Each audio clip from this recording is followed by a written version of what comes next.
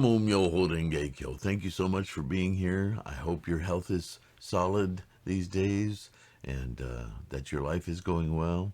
Um, so many things swirling through my mind right now these days. As we continue with this Go Show, Nichiren is going to dig into um, this idea of depth or debts of gratitude from a standpoint of the teachings.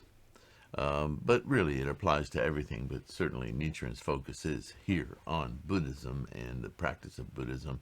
And right now, he's in the midst of a great deal of Japan's own experience. And he goes back into China and India and China. He goes through the whole breadth of the Buddhist transmission histories and so forth. But his focus is on Japan at the moment. And he demonstrates where things can go astray. They can go astray in the midst, even though we all study the same thing, some can extrapolate to their own satisfaction and ego ways of interpreting the same thing. And so this is how deviations and derivations can start and do start. And if we don't feel a sense of, I would say, a deep sense of appreciation for that which we are studying and therefore learning from, then our ego can come into play, oftentimes acting as a sort of a competitor to what we're learning and trying. And it's really a samsaric thing with our human condition. If we allow ourselves to, I don't know, there are words I can use that will right away put up walls of resistance in us, right? That's how we work. And so we won't hear what we need to hear. And I think and just explaining that, I think that happens a lot when, within scholarship. If you're really motivated by study and scholarship, sometimes what you read becomes a sort of a challenge to see if you can't understand it differently or inculcate it in a way where you think I know what this means, instead of really allowing yourself to immerse yourself in what the meaning might be outside of your brilliant assumptions, right? I know that sounds rude, but the mind works this way. And it can confuse things. And so it takes a great deal of study and restudy. How many times I've reread certain sutras, and every time I come away with either a more profound understanding or sometimes, quite often, a new insight that on the first or second reading, it didn't jump out at me. And that's my own evolution. That's our human mind needs to kind of stew on things for a while. And so I really get a lot out of and feel rewarded by meditation with the mandala, simply because it allows me to spend time to let my human mind gel a little bit, settle a little bit. And by chanting to my Buddha nature, those little boundaries, those little stuck moments in my human mind, they melt a little bit. They sometimes melt a lot, and I get a pop of insight. But this is the benefit of connecting with our Buddha nature, is that without our consciously being able to manipulate that and figure it out, our Buddha nature is able to find those weird blockages, it might be a way to say it, our stuck moments in our synapses, in our minds, in our brains, that they obfuscate, they get in the way of a more profound understanding. Anyway, upon rereading this part of this Gosho, it seems like Nichiren is exploring this very facet in the deviations of Dengyo's teachings, and how this has historically happened before in Buddhism. So, without further blah blah blah, let's get to it. So we restart the Gosho here, as Nichiren says, the Tripitaka master, Huan Sang, and had been to India and seen a copy of the great commentary on the Abhidharma there. But that did not prevent him from being criticized by the Dharma teacher Fa Bao, who had never been to India. The Tripitaka master, Dharmaraksha, saw a copy of the Lotus Sutra in India, but that did not prevent a man of China from pointing out that the entrustment chapter was out of place in the translation he made of it, though that man had never seen the original text. It's an interesting comment on how people build their own truths, and sometimes that's the gotcha that gets in the way of real understanding, right? In like manner, he goes on, though Jikaku may have studied under the great teacher Dengyo and received instruction from him, and though Chisho may have obtained the oral transmission from Reverend Gishin, if they go against the teachings recorded in the authentic writings of Dengyo and Gishin, then how can they help but incur suspicion? And, this is to say that they should be treated critically because they're not truly digging into the meaning and scholarship in the way that it was taught to them by masters. They are assuming their own reading to be superior, and so that should be questioned. Is there a good reason for that? How do you account for that? Where can you show fault or flaw in the previous teaching that you now teach it this way?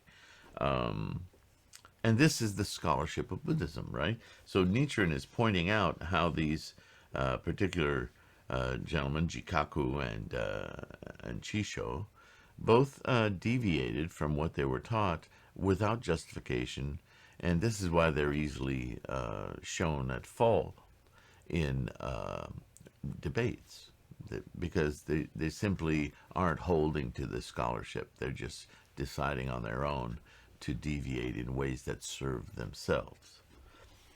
Clarification of the schools by the great teacher Dengyo is the most secret of his writings. Secret not in that nobody gets to know about it, but the deepest, most profound teachings of his teaching career.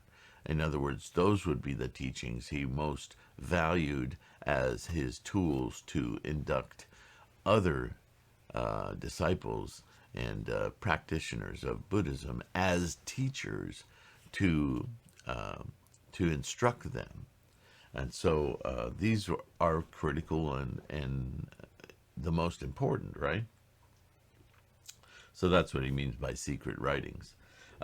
In the preface to that work, he writes, quote, "The true word school of Buddhism that has recently been brought to Japan deliberately obscures how its transmission was falsified in the recording by Yi Xing, who was deceived by Shan Wu Wei.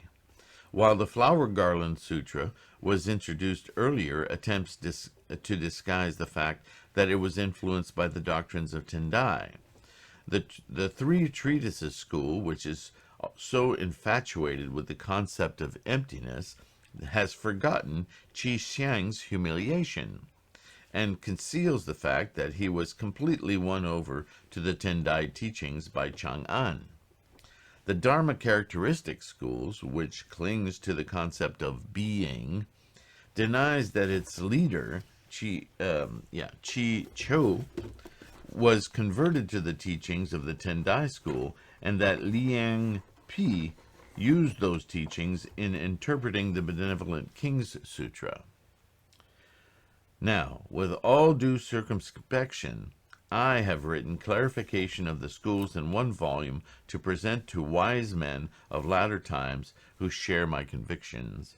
The time is the reign of the 52nd sovereign of Japan, the 7th year of the Konin era, 816, the year Hinoe Saru. So these are Dengyo's words. And so, as you can see, Nichiren is not presenting new information here. He's saying Dengyo clarified all this to the nth degree. He made these teachings, again, as I said, secret. He says these teachings are for wise men to contemplate the situation. See, secret, not meaning especially maybe critical and scholarly. In other words, the kind of teachings that we don't just distribute amongst the masses because it would confuse and cause disruption in the transmission of Buddhist methodology and thinking. But for we instructors of Buddhism, the holders of the lineage of Buddhism, the instructors and the teachers and the inductors of future teachers, we must know these deep and important scholarships throughout the lineage of Buddhism. It's already been done for us. It's already been proven for us. And we need to study it, not only for its perspicacity, right, but also as a source of information, but also for us to analyze and gain those insights, or gain insights that show us where further research is needed, right? So this is the nature of scholastic, of any subject, but certainly of Buddhism. Okay, so Nichiren continues. Farther on, in the main text of the same work, it reads, quote, "There was an eminent monk in India who had heard that the teachings of the monk Tien-Tai of Tang, China, were most suitable for distinguishing correct from incorrect doctrines, and expressed a longing to become better acquainted with them." This is the right volition, the right ichinen, right?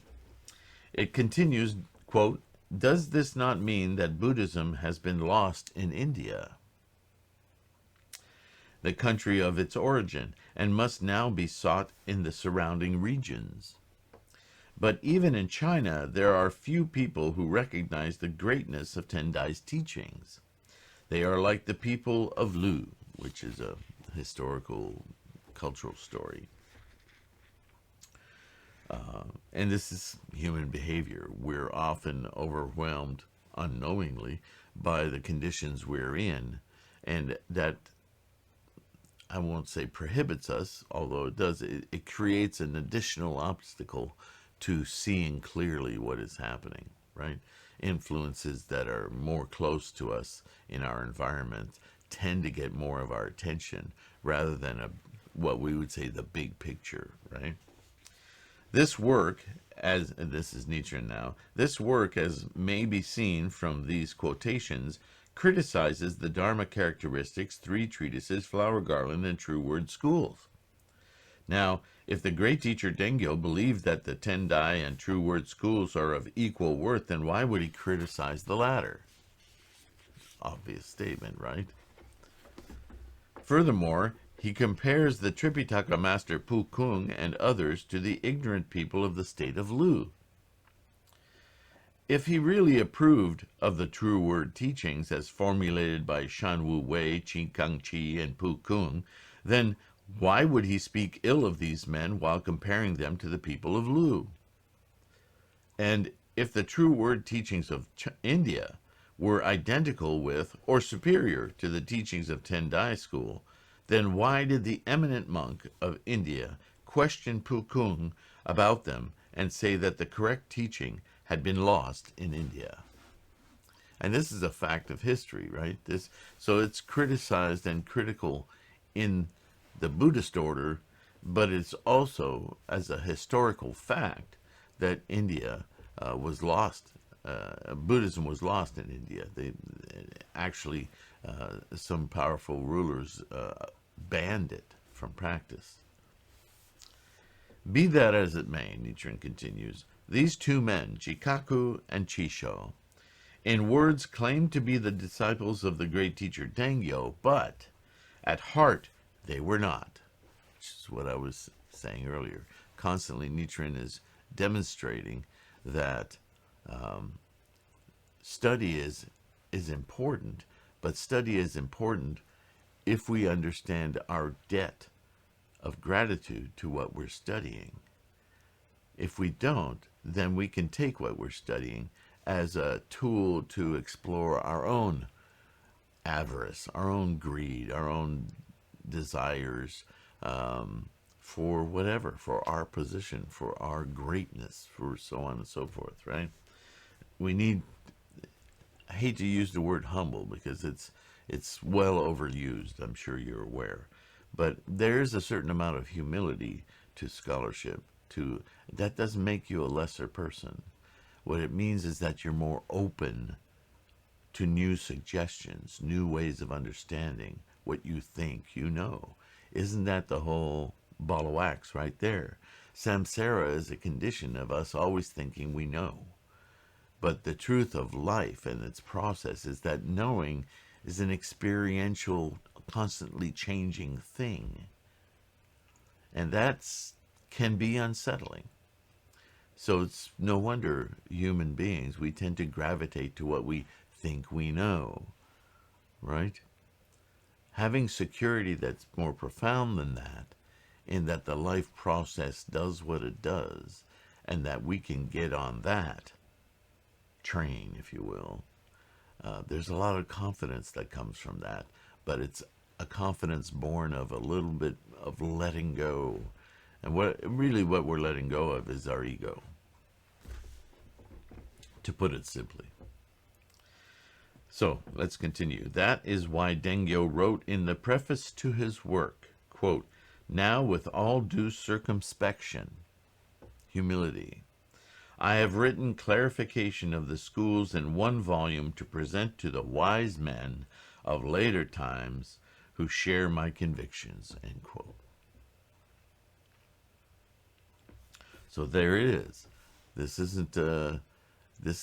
an important consideration of the matters at hand, that those who are also circumspect, who are in, and that makes, this is a definition of wisdom, if you will, that wisdom isn't about knowing, it's about finding out.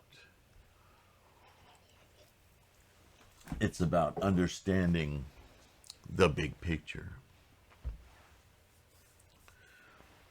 Nichiren says, the words, quote, who share my convictions, end quote, mean, in effect, those who share my conviction that the true word school is inferior to the Tien-Tai school. At least that's one of the points, right?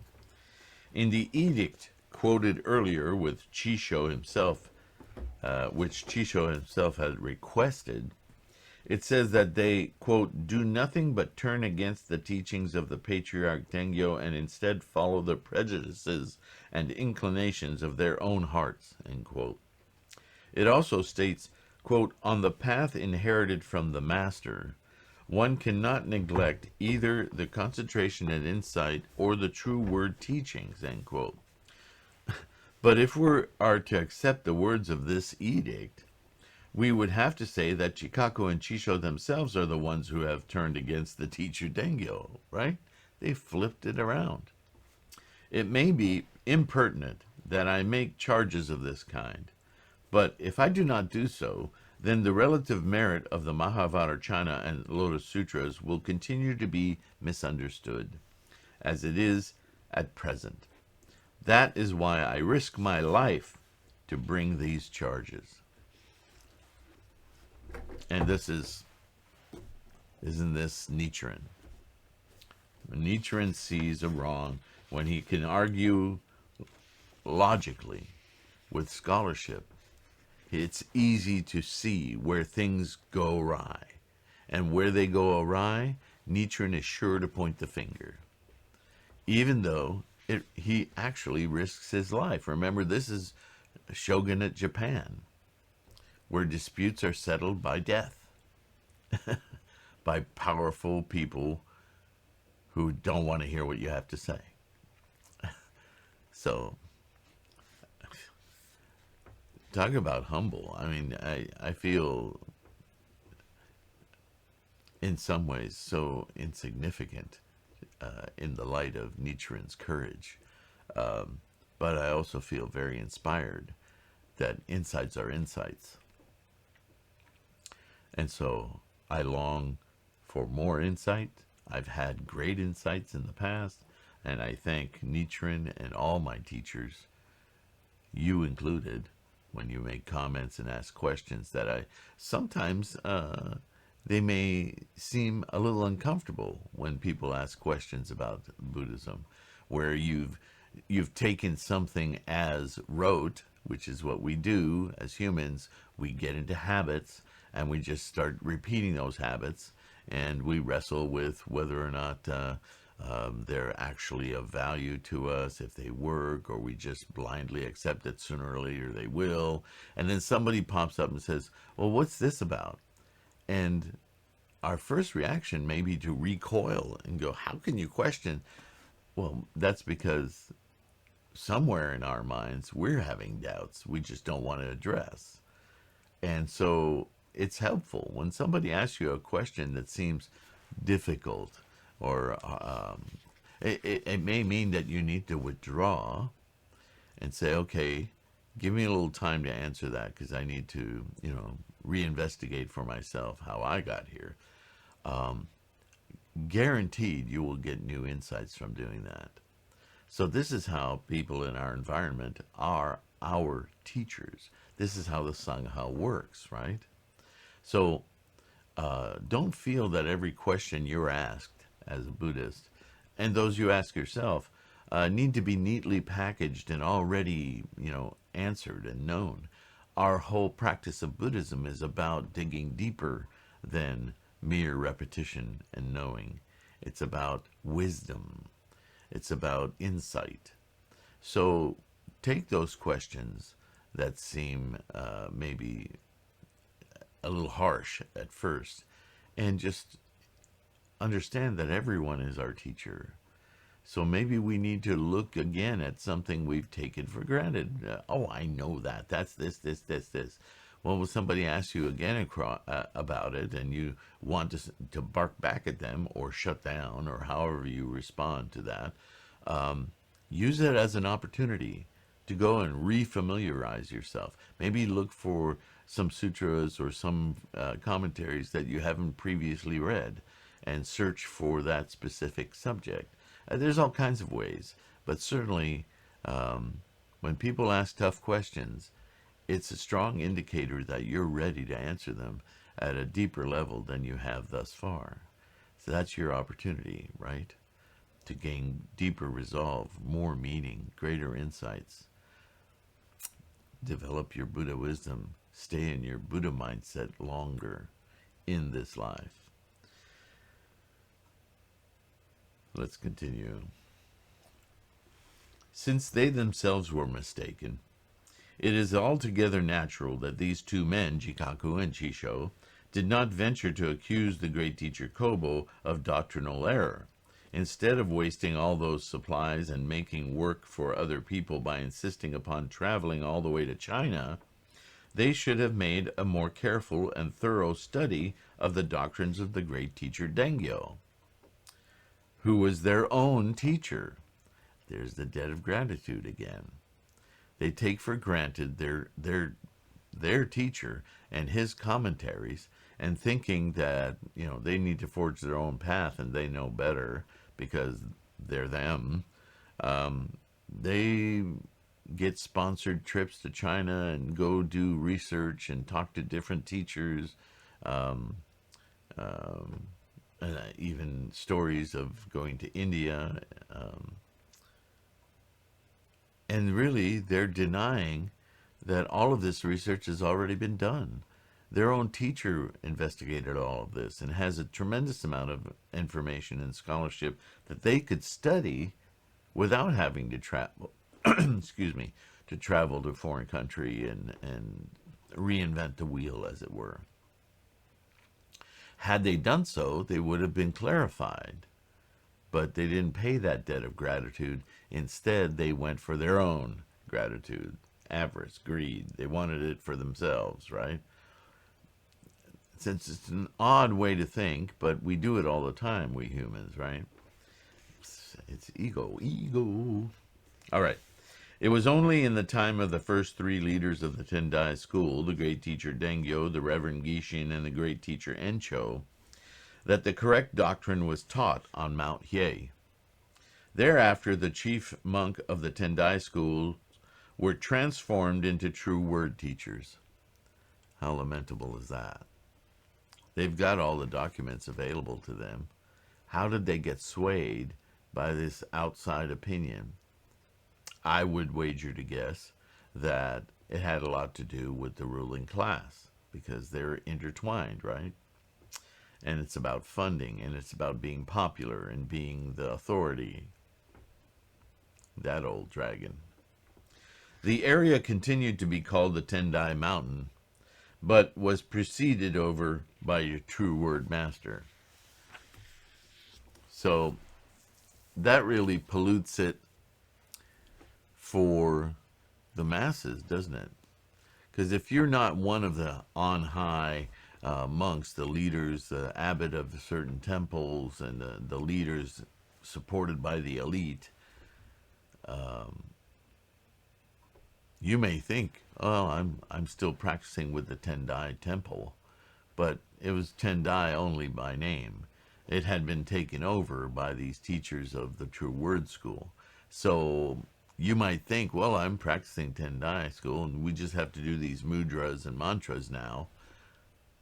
You would be mistaken. That's not Tien-Tai. Tien-Tai or Tendai in Japan school. So you would be mistaken and fooled into believing that you were a follower of Dengyo, when in fact his teachings have been sequestered and overtaken by these people, Chikaku and Chisho, who for their own power, influence, political gains, shift the teachings away from the Lotus Sutra to this more magical, more fanciful Mahavajracana Sutra. And not just the sutra, their own additions and so forth. The great teachers Chikaku and Chisho, as we have seen, contradict the passages in the Lotus Sutra concerning all the sutras that the Buddha, quote, has preached, now preaches, and will preach, end quote. And having contradicted that passage of the teachings, are they not to be regarded as the arch enemies of Shakimuni, many treasures, and the Buddhas of the 10 directions, which includes you and I? One might have thought that the great teacher Kobo was the foremost slanderer of the law, but Chikaku and Chisho taught errors that far surpassed those of Kobo, because they're just piling on top of it, right? When an error is as far from the truth as water is from fire or the earth from the sky, people will refuse to believe it, and such errors will have no chance of acceptance. Thus, for example, the doctrines of the great teacher Kobo are so full of such errors that even his own disciples would not accept them. As for the practices and ceremonies of the school, they accepted his instructions, but they could not bring themselves to accept his doctrines concerning the relative merits of the sutras. Therefore, they substituted for them the doctrines of Shanwu Wei, Chinkangchi, and Pukung, Chikaku, and Chisho. It is the doctrine of Chikaku and Chisho that declares that the true word and Tendai schools are identical in principle, and all the people have accepted that declaration. They made a smooth transition from what is scholarship to what is politic. And it is political. That's how politics work. Look, it's the same thing, so do this. Why do I need to do that if it's the same thing? Let me do what has always worked. Why do we need to slide over to your interpretation? Because it's the same thing? Then why are you offering it?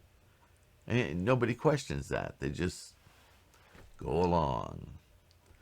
Recognizing this situation, even followers of the Tien-Tai school, hoping to be asked to perform the eye-opening ceremony for the consecration of painted or wooden Buddhist images, adopt the mudras and mantras in which the True Word School is believed to excel. There it is. Let's get some mysticism and magic in here, and everyone will go, ooh, that'll work because I can do that. It's easy.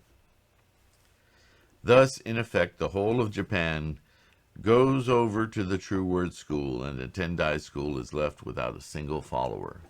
Although they don't really realize that, because these crafty politicians have just slid it over and let it be known through the same name, in name only,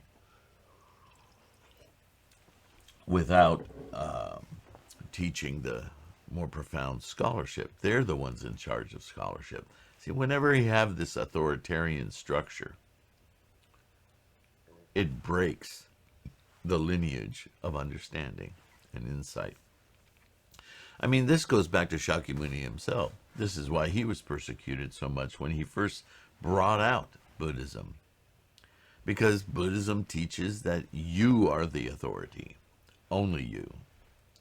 And that in your authority, by sharing that capacity for others to also be their own authority, is very, very counter political aims of hierarchies and authoritarianship. And authoritarians, they don't like to be knocked down from their pedestal, their self-created pedestal. You know? We'll go a little further here.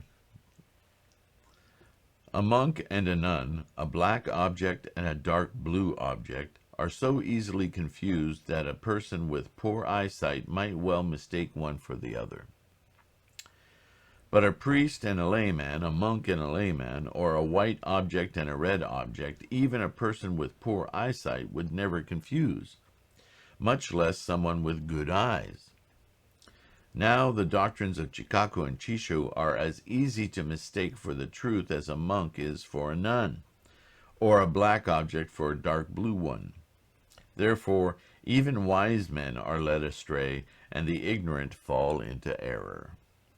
As a result, for the past 400 years and more, on Mount Hiei, at Onjoji and Toji in Nara, the 5 provinces surrounding the capital, the 7 outlying regions, and indeed throughout the whole land of Japan, all the people have been turned into slanderers of the law. That's very sad when you consider that, as I said earlier, the vast majority of them are just trying to practice correctly. They don't know.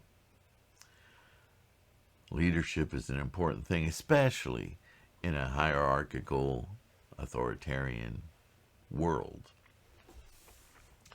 In the 5th volume of the Lotus Sutra, the Buddha states, quote, Manjushri, this Lotus Sutra is the secret storehouse of the Buddhas, the thus come ones. Among the sutras, it holds the highest place, end quote. If this passage of the scripture is to be believed, then the Lotus Sutra must represent the correct teaching that dwells supreme above the Mahavajrayana and all the numerous other sutras.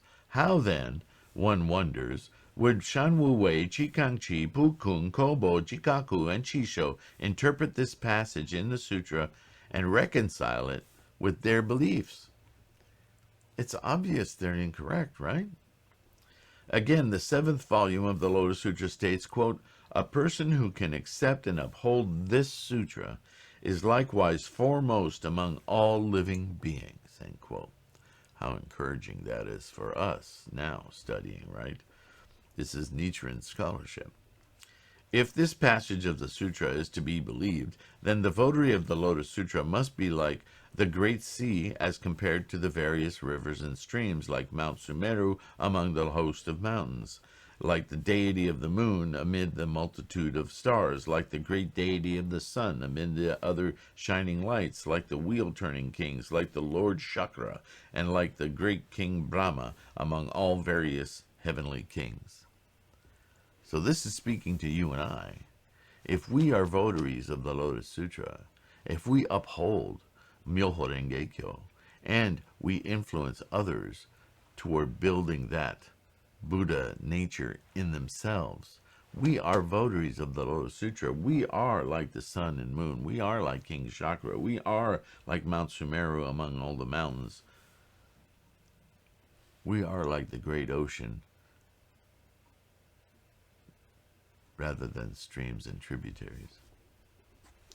The great teacher Dengyo, in his work entitled The Outstanding Principles of the Lotus Sutra, writes, "This sutra likewise is foremost among all the sutra teachings, ... A person who can accept and uphold this sutra is likewise foremost among all living beings." End quote. After quoting this passage from the Lotus Sutra, Dengyo notes a passage from the work entitled The Profound Meaning of the Lotus Sutra by Tien-Tai that interprets the same passage of scripture and explains its meanings as follows. Quote, "One should understand that the sutras on which the other schools base their teachings are not foremost among the sutras. And those people who can uphold such sutras are not foremost among the multitude. But the Lotus Sutra, which is upheld by the Tien-Tai Lotus School, is the foremost of all the sutras, and therefore those who can uphold the Lotus are foremost among living beings. This is borne out by the words of the Buddha himself. How could it be mere self-praise?" End quote. Later in the work just mentioned, Dengyo says, quote, "Detailed explanations concerning how the various schools base their teachings upon the Tien-Tai doctrine are given in a separate work." End quote.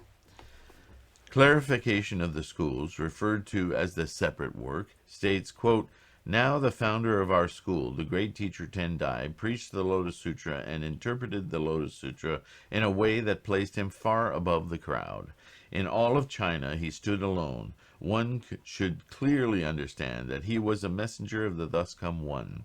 Those who praise him will receive blessings that will pile up as high as Mount Calm and Bright, while those who slander him will be committing a fault that will condemn them to the hell of incessant suffering." In other words, there'll be what's a good word here?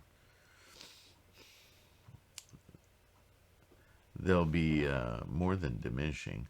They'll be putting themselves on a path, their life path, against their own enlightenment. It's that simple. Because if they're not working toward their enlightenment, even though they say they are, think they are, they're actually enforcing their samsaric life of attachment and sufferings. If we go by the Lotus Sutra and the interpretations of it put forward by Tien-Tai, Miao Lo, and Dengyo, then in Japan, at the present time, there's not a single votary of the Lotus Sutra, other than himself. In India, when Shakimuni Buddha, the Lord of Teachings, was preaching the Lotus Sutra, as described in the Treasure Tower chapter, he summoned all the various Buddhas and had them take their seats upon the ground. Only the thus come One, Mahavarachana, was seated within the treasure tower on the lower seat to the south, while Shakyamuni Buddha was seated on the upper seat to the north. It's well described in the documentation of the Lotus Sutra. But once again, I have to remind all of us that though the Lotus Sutra is obviously the king of sutras, the ultimate teachings of Shakyamuni Buddha, all of this kind of knowledge comes from the study of the other sutras and commentaries. They all lead to this understanding, and it becomes very obvious then when one reads the Lotus Sutra how everything is put into order. Right? So when Shakyamuni talks about Mahavarachana in the Lotus Sutra, he doesn't bother to recite the entire Mahavarachana Sutra. He just calls it out and puts it in its proper place. So if you know nothing of the Mahavarachana Sutra, then you might gloss over that and not. And then when you hear other things about True Word School and their talk of Mahavarachana, you might think, oh, I missed something. The Mahavarachana must be more important than I thought. Then you would have missed the entire meaning of Shakyamuni placing Mahavarachana lower than himself, lower than the Lotus. See, this is why I say the Lotus Sutra is extremely important to learn and practice. That's contained in the chant Myoho Renge-kyo. Namu, I dedicate myself, resolve myself to Myoho Renge-kyo. But if you truly want to understand the depth of that practice and what you're doing, what you're invoking, your Buddha nature, if you need more scholarship around that, if you have doubts about that, then study the other sutras, but they'll always bring you back to the Lotus. Even if it takes a while, at some point, I can't tell you how many times I've read other sutras or commentaries, and these little light bulbs go off in my mind.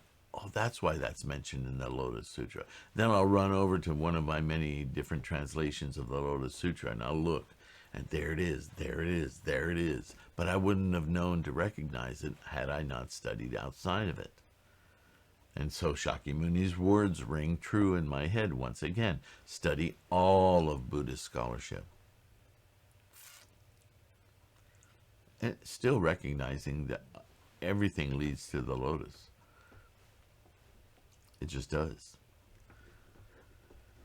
This thus come one, Mahavarachana, is the master of the Mahavarachana of the womb realm, described in the Mahavarachana Sutra, and of the Mahavarachana of the diamond realm, described in the Diamond Crown Sutra. This Mahavarachana, or Many Treasures Buddha, he goes by that name too, who has as his vassals the thus come one Mahavarachana of the two realms just mentioned, is in turn surpassed by Shakyamuni Buddha, the Lord of the teachings, who sits in the seat above him.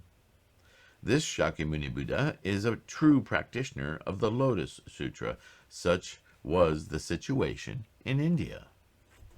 In China, in the time of Chen Emperor Shu Pao, the great teacher Tien-Tai defeated in debate the Buddhist leaders of the north and south of China, and was honored with the title of the great teacher while still alive. It wasn't a posthumous proclamation, like a lot of these things are. As Dengyo says of him, he was, quote, far above the crowd in all of China. He stood alone, end quote. In Japan, the great teacher Dengyo defeated in debate the leaders of the 6 schools and became the country's first and foremost great teacher, the great teacher Kompon. That's Dengyo. In India, China, and Japan, these 3 persons alone, Shakyamuni, Tien-Tai, and Dengyo, were what the Lotus Sutra calls, quote, foremost among all living beings, end quote. Thus, Outstanding Principles states, quote, Shakyamuni taught that the shallow is easy to embrace, but the profound is difficult. To discard the shallow and seek the profound is the way of a person of courage. The great teacher Tien-Tai trusted and obeyed Shakyamuni and worked to uphold the Lotus School, spreading its teachings throughout China. We of Mount Hiei inherited the doctrine from Tien-Tai and worked to uphold the Lotus School and to disseminate its teachings throughout Japan, end quote. In the 1800 years or more since the passing of the Buddha, there has been only one votary of the Lotus Sutra in China and one in Japan. If Shakyamuni Buddha himself is added to the number, that makes a total of 3 persons. The secular classics of China claim that a sage will appear once every 1,000 years, and a worthy once every 500. In the Yellow River, where the Qing and Wei rivers flow into it, the flow of the 2 tributary rivers remains separate, But it is said that once every 500 years, one side of the river will flow clear, and once every 1,000 years, both sides of the river will flow clear. In the same way, sages and worthies appeared at fixed intervals. In Japan, as we have seen, only on Mount Hiei in the time of the great teacher Dengyo was there a votary of the Lotus Sutra. Dengyo was succeeded by Gishin and Encho, the first and second chief monks of the school, respectively. But only the first chief, priest, or monk, Gishin, followed the ways of the great teacher Dengyo. The second priest, or monk, chief monk, abbot, Encho, was half a disciple of Dengyo and half a disciple of Kobo. This is where things went awry.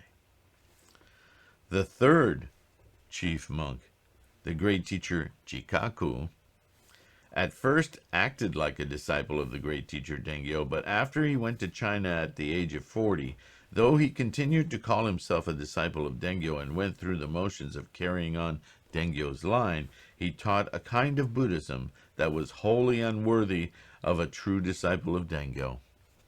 Only in the matter of the precepts of perfect and immediate enlightenment established by Dengyo did he conduct himself like a true disciple.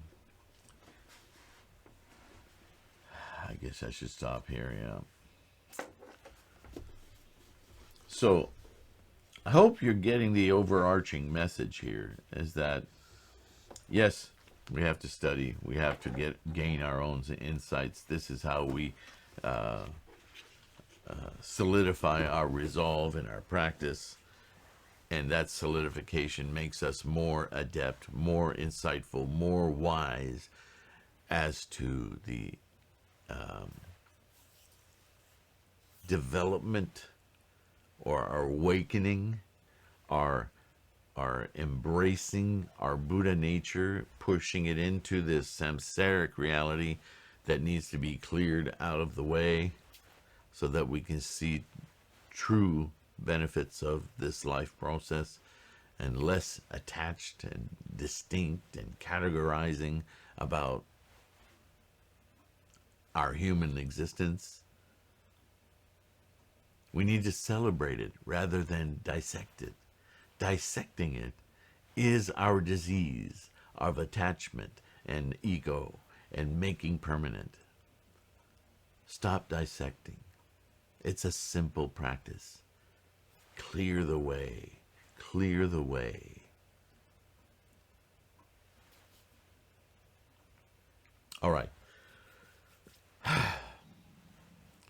This is a meaty go show. And I hope it makes sense. If there's anything that doesn't, maybe I said it incorrectly, maybe my words mean different things to you than they do to me.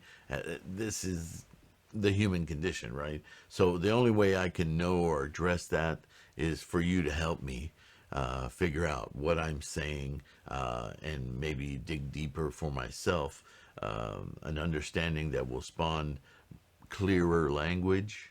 That's what my whole goal is with this endeavor, these podcasts and these videos, is to try to take away the confusing nature of old dialogues and translations. This is what we all need to do, is to get to the core, the actual usable meaning behind all of these words. So only way I can do that, other than for myself, is for you to ask questions, for you to make comments. If it helps you, great. I love hearing how many of you, and you do, let me know how much you get out of these videos and these podcasts. Thank you so much for that. It keeps me going a lot of the time. But also, some of you email me directly at tlksylvain@gmail.com. That's great, because we can delve into things there in a more private way. And if that's more encouraging to you, then please do that. Anything to keep our Sangha alive, to keep our questions going, so we can resolve doubt, so we can deepen our resolve. That's why we're practicing Namo Myoho Renge Kyo. Thank you for being here. Thank you, as always, for your support. All of you that continue to join or subscribe, I should say, to this channel. Thank you. I'm hoping one day we'll get to 1,000 so that I can start to renegotiate with YouTube on getting some monetization for this channel, which they took away abruptly a few years ago. A lot of people complained about that. Just any way I can find to keep supporting doing this. Anyway, don't want to get into a fundraiser here, but thank you. Thank you for what you're doing, and keep your practice strong. Be good to yourself. Keep your health strong as well. And I'll see you in the next one. I guarantee it. Bye for now. Namo Myoho Renge Kyo.